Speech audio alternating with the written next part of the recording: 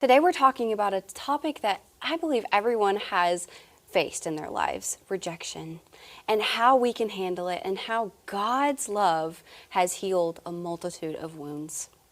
So just kind of starting off with an icebreaker, kind of more of an intense icebreaker, but is there been a time in your lives when you have felt rejected?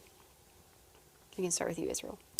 Yeah, definitely. I think there's been instances where, there's been somebody I was really close with, and we had a falling out, and what seems like it should just be, oh, we're all good and we're all cool, is like you hear they're talking about you behind your back, or they're saying things that you thought they would never say, and it's like, you feel like, dang, I never thought that would happen to me. I never thought they would go against me like that or go behind my back, and you just feel like, man, they turned on me. But not even to go too deep into it and go around to the good side, but, it all works out for my good, and the Lord always works for my good. And, everything that happened, I can look back and see that it only brought me in the direction that I need to be, and it only furthered the vision, and it only worked it for the good. That's so beautiful.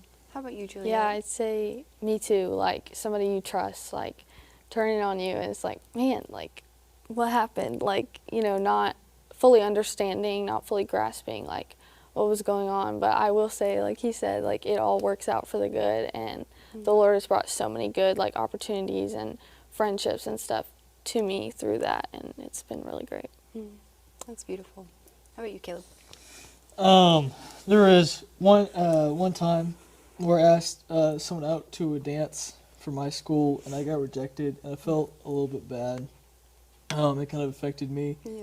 But there's also one time that halfway through the summer, I applied for a staffing position at a camp for one of my extracurriculars, but I did not get the staff position that I wanted. I was put on kitchen duty, and I'm like, why are you putting me in the kitchen when I have these skills? And so Yeah. that was a bit frustrating, but yeah. That's kind of cool, though, because sometimes the Lord has a funny sense of humor.